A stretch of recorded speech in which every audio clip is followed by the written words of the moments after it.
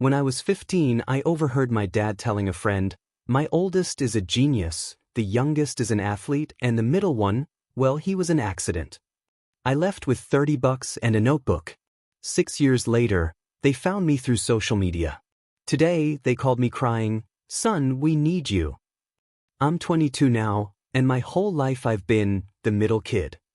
You know, neither the first nor the last, just the one in between. I grew up in a suburban house just outside Atlanta, one of those places with a neatly trimmed lawn and a white picket fence. My parents loved to show off our perfect family. My dad, 50, is an engineer at a big company. My mom, 48, works as a coordinator at a private school, and my brothers? They're the stars of the show. My older brother, Alex, 25, has always been the genius. Straight A's, math competitions, science Olympiads, scholarships, awards, you name it. He's finishing up his PhD at MIT right now, on a full ride. My younger brother, Ethan, 17, is the athlete. He's got sports scholarship offers from 3 different universities and has been the captain of his high school soccer team since he got there. His trophies cover an entire wall at home. And me? I guess I'm just normal. Not a genius, not an athlete. I had decent grades, nothing amazing. I liked writing, but I never took it seriously because no one else did. I was always the one holding the camera during my brother's competitions and performances. I never really felt like I belonged. Until that one day changed everything. It was a party to celebrate Alex winning some big national award. The house was packed with my parents' friends, all there to congratulate him. As usual, I was helping serve drinks. My mom had told me I should make myself useful. I was walking to the kitchen with a tray of glasses when I heard my dad talking to his friend Mike, both laughing, holding their whiskey glasses. "Alex is gonna change the world before he hits 30, Mike said. "No doubt," my dad answered proudly. "My oldest is a genius, the youngest is an athlete." "And the middle one?" Mike asked. My dad lowered his voice a bit, but not enough. "The middle one, well, he was an accident." They both laughed. My mom was nearby. She gave a weird little smile but didn't say anything. I froze. An accident? That's what they thought of me. A mistake? A burden? I kept smiling and serving drinks the rest of the night like nothing happened. Nobody noticed. Nobody ever did. That night, lying in bed, everything just clicked. The times they forgot to pick me up from school.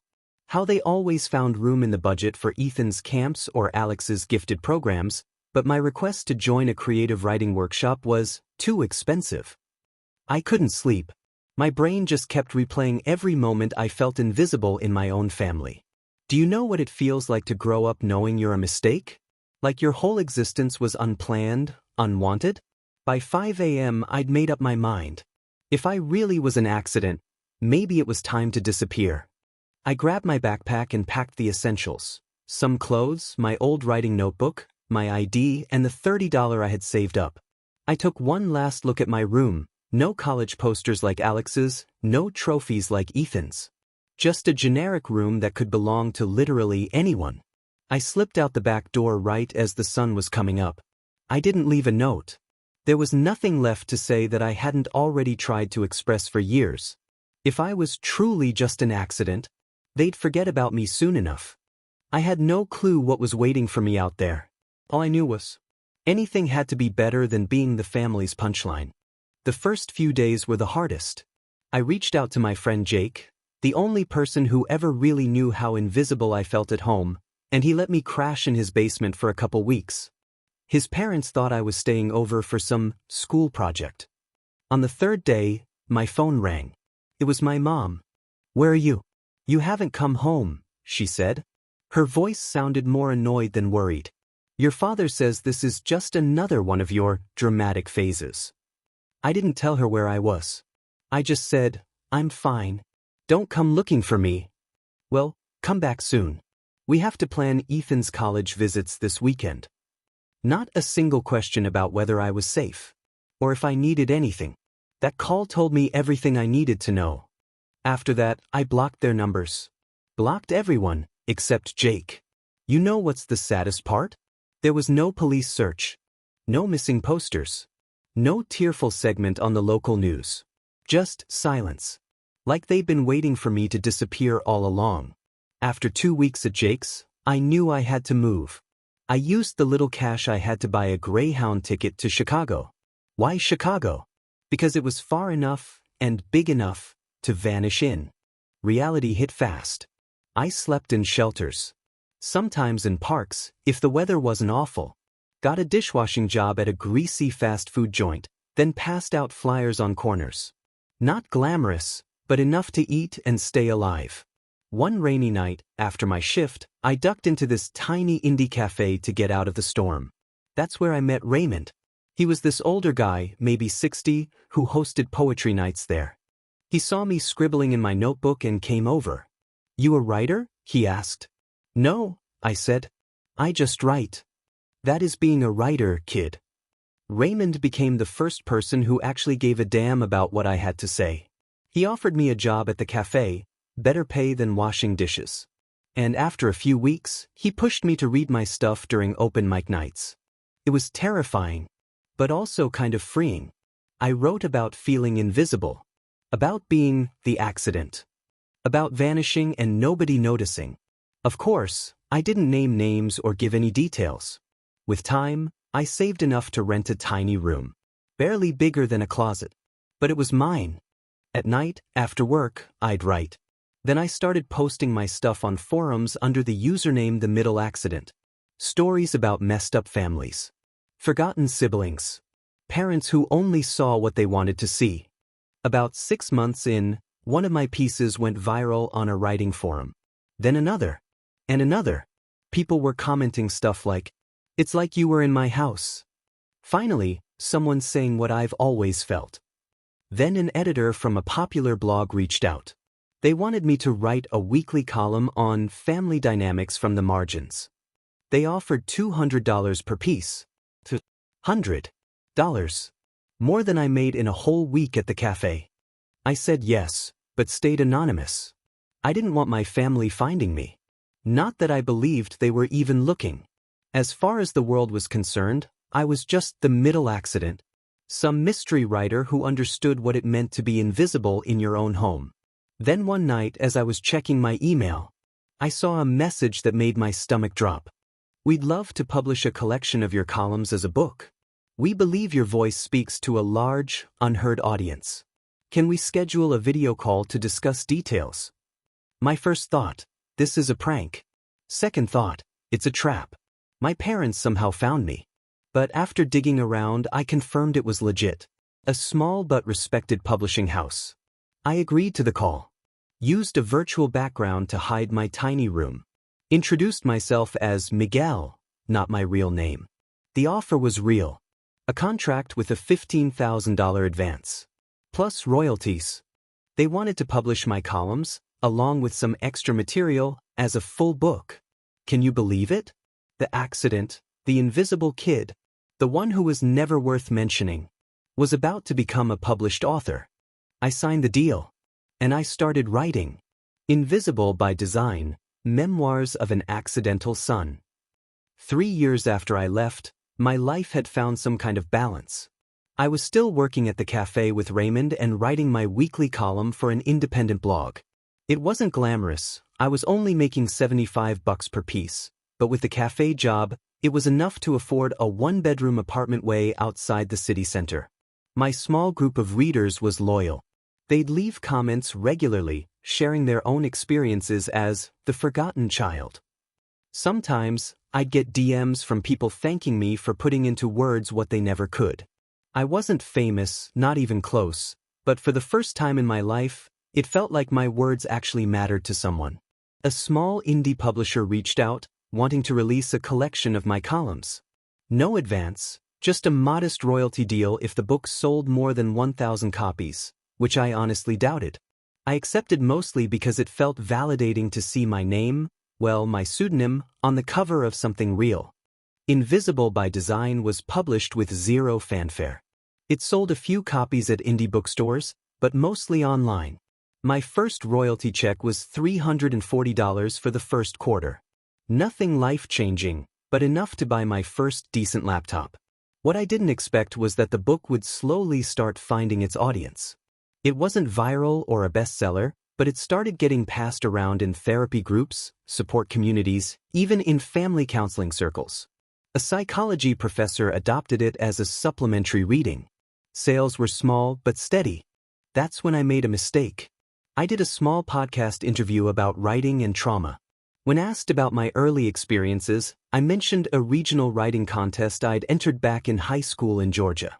I also casually described coming from a family where one brother was the genius, the other was the athlete, and I was the forgotten one. I thought those were vague details, but turns out they were enough.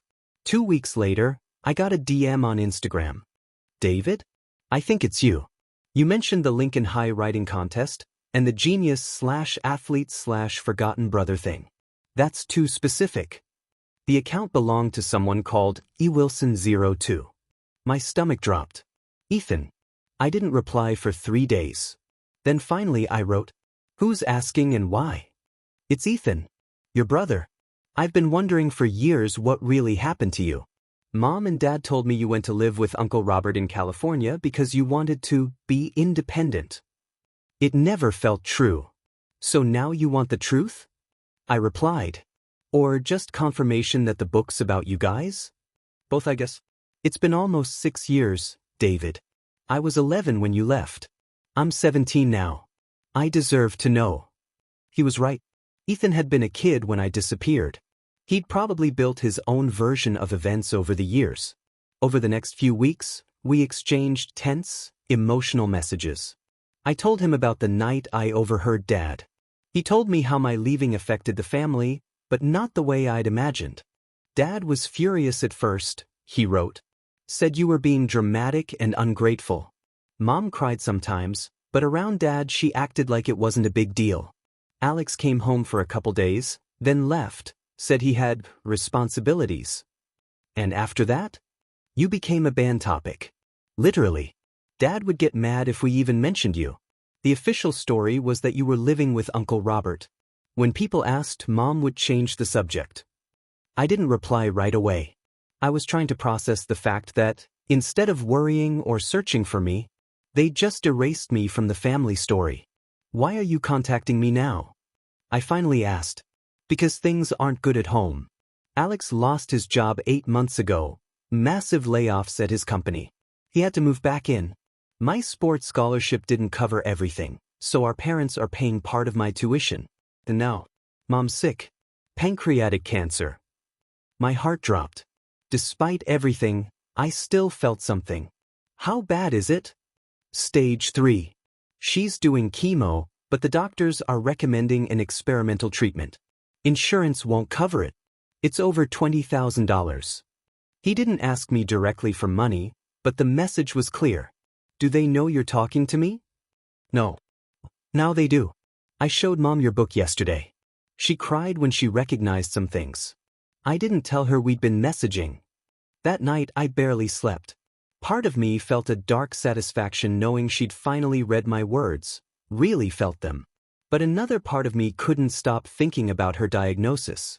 The next day my phone rang. Unknown number. Atlanta area code. "Hello." Silence. "David." My father's voice. Older but unmistakable. "Yeah," I answered flatly. "This is your father." Like I could forget.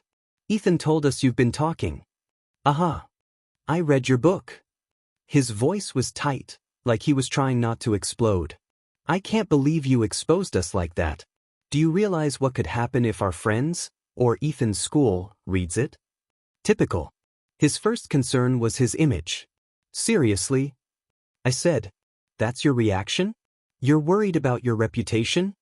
"Don't use that tone with me," he said automatically, but without the same authority. "Look, I didn't call to fight.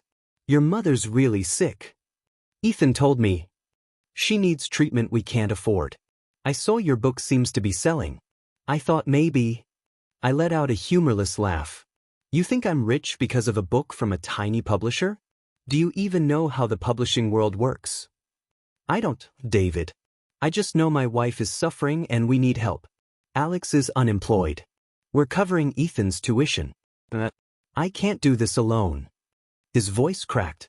I'd never heard my father sound vulnerable. Not once in my life. Why should I help you? I asked coldly. I disappeared for 6 years and no one looked. You erased me like I never existed. Because she's your mother, he said simply. And whether you believe it or not, she loves you. She always has. What about you, Dad? Do you love me? Or am I still just the accident? The silence that followed was long, heavy. What I said that night, he started. I was drunk, trying to impress Mike. It was stupid, cruel. But it's not how I really feel. It never was. Then what do you really feel? Another long pause. I never knew how to be your dad. Alex was easy. Just support his natural brilliance. Ethan was like me as a kid. But you were quiet, observant, different. And I took that as rejection, instead of trying to understand you. I couldn't speak. It was the most honest thing he'd ever said to me. I don't expect forgiveness, he went on. Your mother still asks about you. And yeah, we do need financial help. I won't lie. But I also called because it's time we talked. Time to fix what we can. I closed my eyes. Took a deep breath. Part of me wanted to hang up. Another part remembered those rare moments when Mom helped with my homework, when she showed interest in my writing before the family roles locked in. Send me the hospital info, I said quietly. I'm not promising anything, but I'll think about it. Thank you, David, he said, sounding genuinely relieved. Then added, the book, it's good. It hurts to read, but it's good. After I hung up, I sat at my desk, the same one where I wrote most of that book. I opened the old notebook I'd brought with me the day I left. On the first page I'd written, one day, I'll prove I wasn't a mistake. And now, I had to decide, was helping them my way of proving I mattered? Or was it just walking back into the same story I'd fought so hard to escape? Going from invisible to needed was a weird experience. After that call with my dad, I spent days wrestling with it all. I talked it over with my therapist, someone I'd started seeing about a year earlier. You're not morally obligated to help them, she told me. But whatever you decide, do it for you. Not for them. Not to prove anything. Do it for your own peace. I looked into the treatment my mom needed. It was legit, though the success rate was moderate. And the cost? $40,000 for the full cycle, no guarantees. A week later, I called my dad. I've made a decision, I said. I'm going to contribute $15,000 toward Mom's treatment. That was nearly everything I had saved. The book had given me some stability, but I was far from rich. David, thank you. I don't know what to say. I have conditions, I said firmly. First, I'm not coming home. I'll send the money directly to the hospital. Second, I want regular updates on her condition. And third, I want to talk to her. The silence on the other end told me he hadn't expected that last one. She's pretty weak from the chemo, he started. That's my condition, I repeated. I'm not asking for an in-person visit, just a call. Okay, he agreed. I'll call you from her hospital room tomorrow. I barely slept that night. What was I even going to say to the woman who hadn't looked for me in 6 years? What would she say to me? The call came the next afternoon. My heart was pounding in my ears. David. Her voice was thinner, more fragile than I remembered. Is it really you? Yeah, it's me. Oh my God, she sobbed. My baby. You've been out there all this time? I didn't respond right away. I was choking on emotion. I read your book, she said. I didn't know. I didn't realize how you felt. Did you really not know? I asked, bitterness slipping into my voice. Did you never notice how I was ignored? How everything was about Alex and Ethan? There was a pause. Not the way you experienced it, she admitted. I thought you were the independent one, the one who didn't need as much. I never thought, her voice cracked. I never thought we were hurting you that much. It was the first time anyone in my family had acknowledged my pain, without excuses. Why didn't you look for me? I asked, the question that had haunted me for years. After I left, why did you tell everyone I was with Uncle Robert? Another long silence. At first, we thought you'd come back in a few days. When you didn't, your father didn't want people to know you ran away. He said it would be embarrassing, bad for the family's image. And you agreed with that? I wasn't in a good place, David. I was depressed, even if I didn't admit it. I followed your father in everything. But I did look for you. I hired a private investigator in the second year, without telling your dad. He never found anything. That shocked me. I had never imagined she tried to find me. And after that? Life just moved on. Not in a good way. Your father and I almost divorced 3 years ago. Things with Alex haven't been easy either. He lost his job and has been struggling with anxiety. Ethan's doing okay, but he's under a ton of pressure. And then came the diagnosis. Hearing about their lives left me feeling conflicted. There was a bitter satisfaction knowing things hadn't been perfect without me. But it also hurt to know they'd been suffering. I'm going to help with the treatment, I finally said. You don't have to, she whispered. I know we don't deserve it. I'm not doing it because you deserve it. I'm doing it because I want to. The call ended shortly after that. She was exhausted, and I was emotionally drained. But something had shifted. A door I thought was permanently shut had cracked open. Over the next few weeks, I kept my word. I sent the money directly to the hospital and got regular updates. I also started talking to Ethan almost every day. It was strange getting to know my little brother now that he wasn't a kid anymore. He was 17 with his own thoughts, frustrations, and voice. Alex reached out too, with a message that was awkward but honest. I don't know what to say after all this time. I wasn't the brother you needed. I was so focused on my goals, I never saw what was happening to you. I'm sorry. I didn't reply right away. My relationship with Alex had always been the most distant. He was 6 years older, already off to college when I was still struggling to be seen. Eventually I wrote back. I carry part of the blame too. I put you on a pedestal, then hated you for being up there. You were just a kid trying to live up to impossible expectations, just like I was. 3 months after Mom started treatment, I got a call that changed everything again. It was my dad. The doctors say the tumor is responding. It's not in full remission, but it's shrinking. There's hope, David. I could hear the relief in his voice, mixed with something I almost never heard from him, genuine gratitude. Your mother wants to see you. We understand if you don't want to, but she asked if you'd consider visiting. The thought of returning to Atlanta, facing the past I ran away from, gave me anxiety. But it also felt like something I needed to do. I'll think about it, I said. I can't promise anything yet. I understand. And David, thank you. Not just for the money. For giving us another chance. After I hung up, I looked around my tiny Chicago apartment. This place had been my sanctuary, my safe zone away from the family that made me feel invisible. But in some ways, I'd also become a ghost, cut off from my past, floating without roots. Was I ready to go back? To rebuild something with the people who had hurt me so deeply? And what would that mean for the identity I'd so carefully built from that pain? I didn't have clear answers. I just knew that, for the first time in 6 years, I was considering reconciliation. Not full forgiveness. Not forgetting. Something more complicated. A new kind of relationship built on acknowledging the past and setting realistic expectations for the future. I opened my old notebook and reread the first page. One day, I'll prove I wasn't a mistake. Underneath it, I added a new line. I don't need to prove it to anyone but myself. That night, I booked a flight to Atlanta for the following month. I didn't know what was waiting for me, but for the first time, I wasn't running. I was choosing to face the past on my own terms.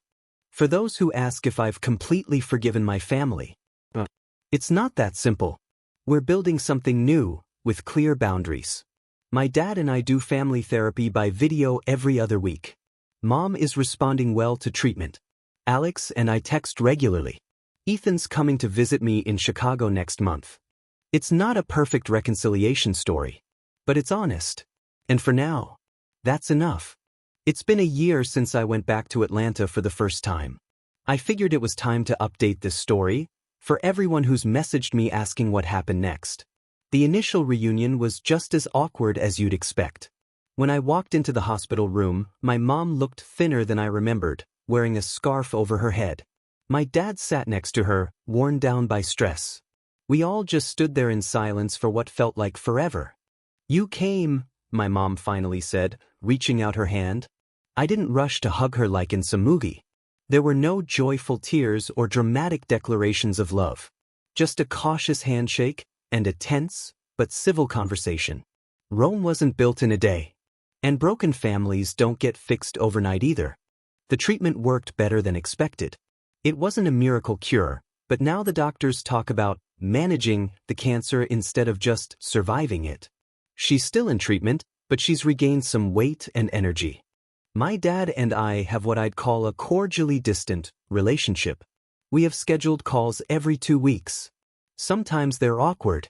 Sometimes surprisingly honest. The man who once called me an accident now stumbles through sentences, trying to build a bridge toward me. He doesn't always get it right, but at least he's trying. The most surprising part has been my relationship with my brothers. Alex and I discovered that, as adults, we have more in common than we thought.